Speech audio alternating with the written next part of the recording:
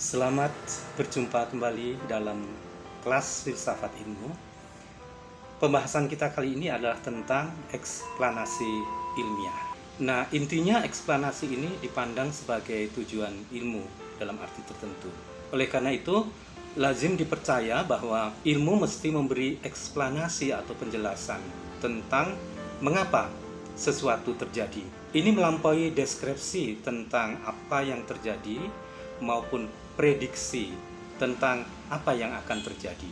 Nah, asumsinya bahwa kita mempunyai teori. Problem eksplanasi tidak terlepas dari problem evidensi atau bukti.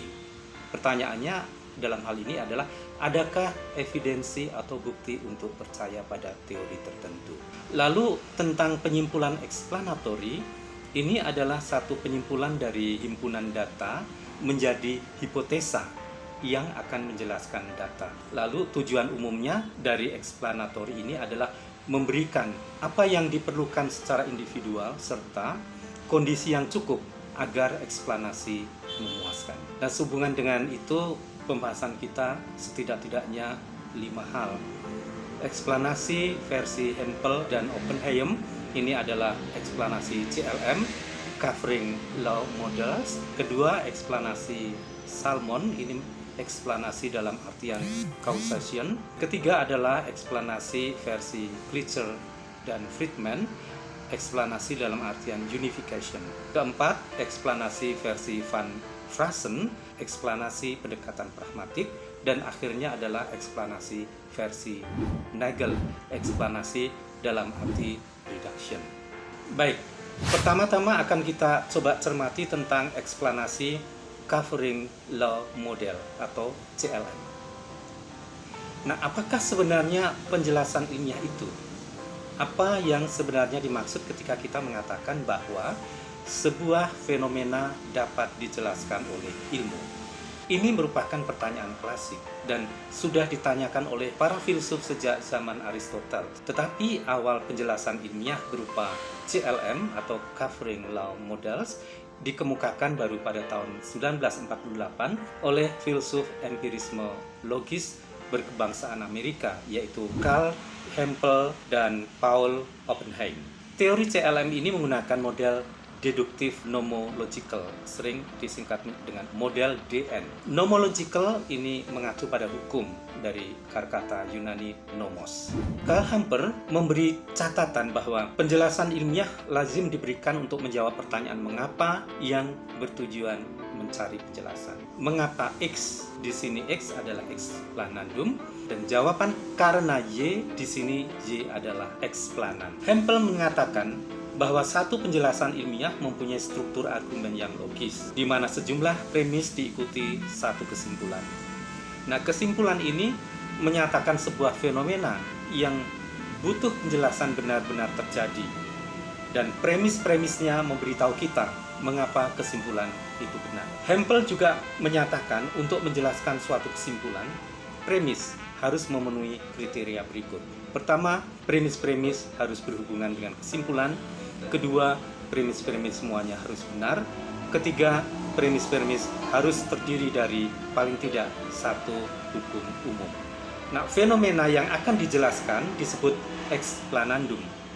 Dan hukum-hukum umum dan fakta-fakta khusus yang dijadikan penjelasan itu disebut explanan. Explanandum bisa berupa sebuah fakta khusus atau sebuah hukum umum. Nah, secara skematis model eksplanasi Hempel bisa dituliskan hukum-hukum umum, fakta-fakta khusus sebagai eksplanan, maka kesimpulannya adalah fenomena yang akan dijelaskan ini merupakan eksplanandum. Terhadap eksplanasi model CLM ini terdapat dua keberatan. Pertama adalah masalah asimetri dan yang kedua adalah masalah irrelevansi. Masalah asimetri, bayangkan Anda berbaring di pantai pada hari yang cerah dan Anda melihat sebuah tiang bendera setinggi 15 meter membentuk bayangan sejauh 20 meter. Nah, di sini sinar cahaya dari matahari membentur tiang bendera yang tingginya 15 meter. Sudut elevasi matahari adalah 37 derajat. Nah, karena cahaya melintasi garis lurus dengan perhitungan trigonometri sederhana, tangens 30 derajat sama dengan 15:20. Ini menunjukkan bahwa tiang bendera akan membentuk bayangan sepanjang 20 meter. Nah, penjelasan ilmiah CLM Hempel sebagai hukum umum bahwa cahaya melintas di garis lurus. Ini hukum trigonometri. Nah, fakta tertentu bahwa sudut elevasi matahari adalah 37 derajat. Kemudian tiang bendera setinggi 15 meter. Maka fenomena yang harus dijelaskan adalah bayangan sejauh 20 meter. Moral umum dari contoh tiang bendera yaitu bahwa konsep penjelasan menunjukkan pentingnya asimetri. Bisa dinyatakan jika X menjelaskan Y mengingat hukum dan fakta tertentu, maka tidak akan benar bahwa Y menjelaskan X. Inilah persoalan pertama sebagai keberatan dalam model eksplanasi CLM, yaitu tidak simetris. Yang kedua adalah masalah irelevansi. Kita bayangkan ada seorang anak kecil sedang berada di rumah sakit, di ruangan yang penuh dengan wanita hamil. Anak ini menyadari ada seseorang yang dikenal bernama John, dia tidak hamil di ruangan itu, dan lalu anak itu menanyakan kepada dokter, mengapa John tidak hamil? Lalu bayangkan dokter menjawab, John telah mengambil pil KB secara teratur selama beberapa tahun terakhir. Dan seseorang yang mengambil pil KB secara teratur tidak akan pernah hamil. Karena itu, John belum hamil. Dokter menyimpulkan fenomena tersebut sangat jelas, bahwa John tidak hamil. Dari hukum umum bahwa orang yang meminum pil KB tidak bisa hamil, dan faktanya John telah meminum pil KB. Karena kedua hukum umum dan fakta khusus itu benar, dan karena keduanya memang memerlukan explanandum menurut model CLM, dokter telah memberikan penjelasan yang sangat memadai mengapa John tidak hamil. Moral dasar untuk menjadi penjelasan yang baik adalah fenomena yang berisi informasi yang relevan dengan terjadinya fenomena tersebut. Dan kalau kita cermati dari contoh kasus John yang tidak hamil, itu yang terjadi adalah irrelevansi. Kemudian eksplanasi model causation atau sebab akibat. CLM menyebabkan banyak masalah. Sejumlah filsuf telah meninggalkan CLM, kemudian beralih pada penjelasan yang mendukung pertimbangan berbasis kausalitas. CLM dan pertimbangan kausal ini tidak sepenuhnya sama, dalam beberapa kasus memang berbeda. Nah, moral dasar dari masalah tiang bendera bahwa CLM tidak dapat menampung fakta berupa penjelasan hubungan asimetri. Nah, causation ini sebagaimana digagas oleh Salmon itu dimungkinkan karena tidak mencukupinya model DN. Nah, jika eksplanan dan explanandum tidak berdasarkan hubungan kausal yang relevan, maka muncul persoalan tidak memadainya model DN atau CLM. Pertama adalah retordiction. Presisi planet saat ini dari hukum-hukum mekanika tata surya tidak akan menjelaskan posisi tumbuh-tumbuhan di masa lalu. Misalnya. Kedua adalah common cause, bahwa penurunan suhu barometer dan hukum-hukum meteorologi tidak menjelaskan rendahnya tekanan gelombang udara. Demikian pula jari jemari yang kuning dan hukum kedokteran itu tidak menjelaskan kanker paru-paru. Yang ketiga adalah asimetri. Kita ingat kasus tiang bendera dan bayangan tadi. Itu tiga hal yang merupakan keberatan untuk menerima model CLM atau model DN. Nah, secara umum problem yang terkait dengan kausal menunjuk pada kemungkinan bahwa eksplanasi dan prediksi bisa jadi tidak dalam keadaan yang sama. Lalu jawaban Hempel, ya, Hempel ini kita ingat salah seorang penggagas dari teori CLM, jika model DN membolehkan eksplanasi menuju dua arah, yaitu simetris, maka kedua arah tersebut mestinya oke. Baik, kita lanjut pada eksplanasi model unifikasi. Nah, singkat cerita muncul gagasan Michel Friedman dan Philip Kitchell tentang unifikasi ini. Dua pendekatan dipadu padan untuk menunjukkan hubungan antara peristiwa tertentu dengan hukum umum. Jadi teori unifikasi ini menyatakan bahwa penjelasan ilmiah adalah masalah menghubungkan beragam himpunan fakta dengan menyatukannya di bawah pola dan premis-premis yang bersifat fundamental. Nah, awalnya teori sebab akibat merupakan kunci untuk penjelasan, ya, causation. Pada akhirnya, unifikasi ini menjadi bagian dari penjelasan. Wesley Salmon mempertimbangkan sebab akibat atau causation dan unifikasi ini sebagai dua sisi dari mata uang yang sama dan sering dijadikan sebagai penjelasan alternatif. Kemudian muncul semacam pluralisme penjelasan, pluralisme eksplanasi dalam filsafat ilmu. Nah, meskipun CLM telah gagal menjadi penjelasan ilmiah secara umum, tetapi kita tidak boleh menyimpulkan bahwa tidak ada penjelasan yang diberikan oleh CLM. Letak kesalahannya karena menerapkan teori CLM itu pada semua kasus. Nah, filsuf dengan pandangan Hume mengacu pada David Hume akan mencoba untuk menafsirkan hukum-hukum alam sebagai sesuatu yang tidak lebih dari keteraturannya atau pola dasar dalam susunan peristiwa-peristiwa itu.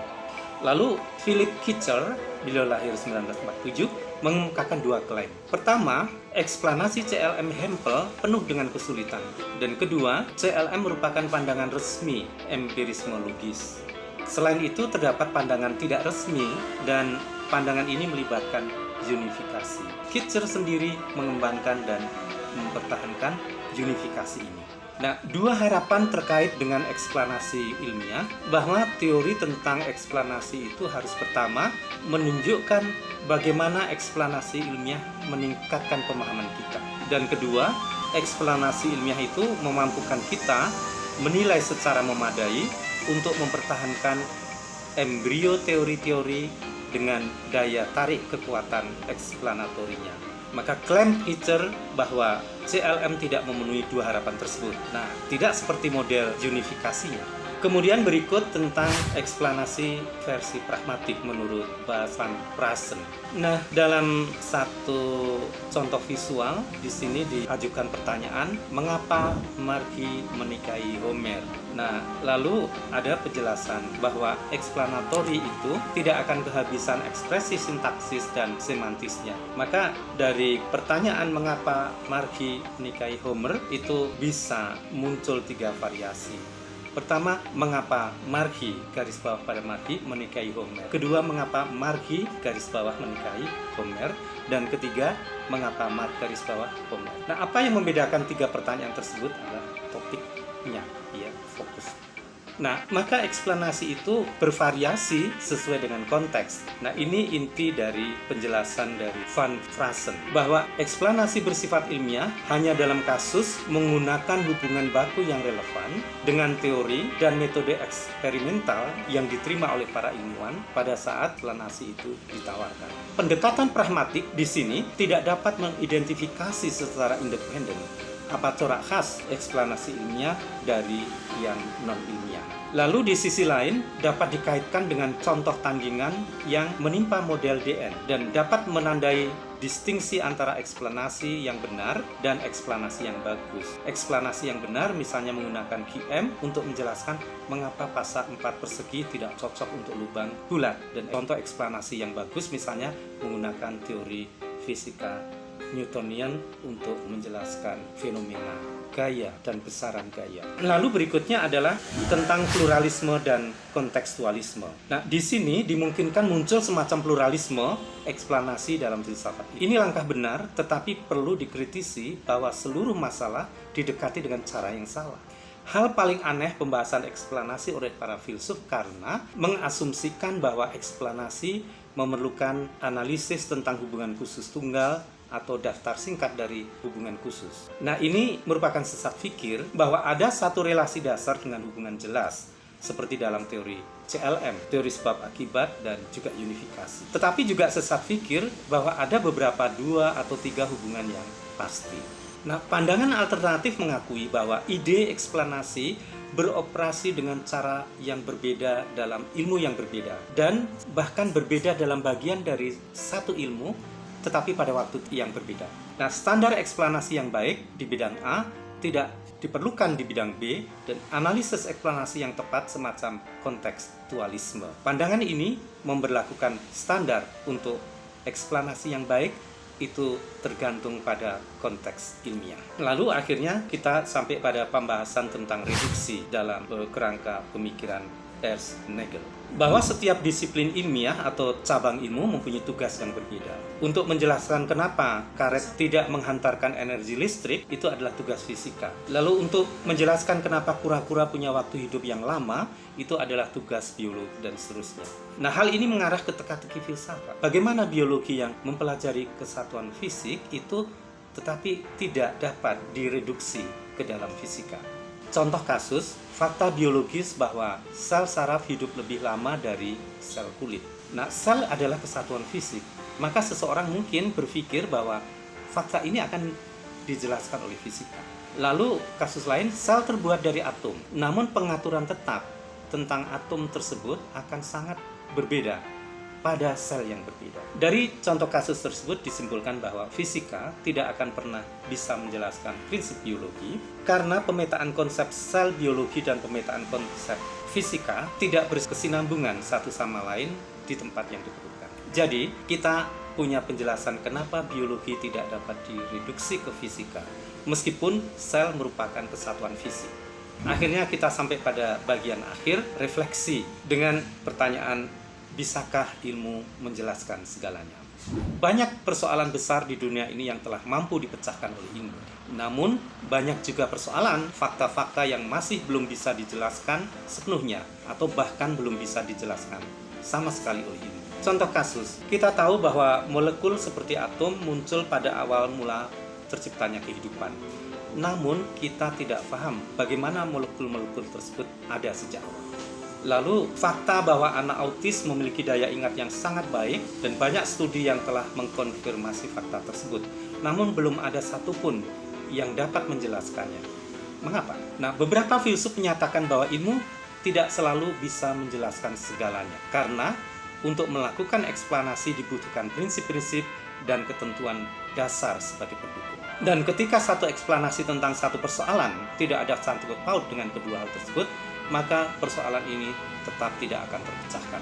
Tanggapan para ilmuwan terhadap pernyataan para filsuf tersebut bahwa hanya kepesimisan yang membuat mereka berpikir bahwa mereka tidak dapat memecahkan. Padahal ilmu terus berkembang dan hanya waktu yang akan menjawabnya. Kiranya cukup penjelasan tentang eksplanasi ilmiah. Terima kasih atas kebersamaannya dan kita sampai ketemu lagi di kesempatan yang lain. Terima kasih dan salam sehat.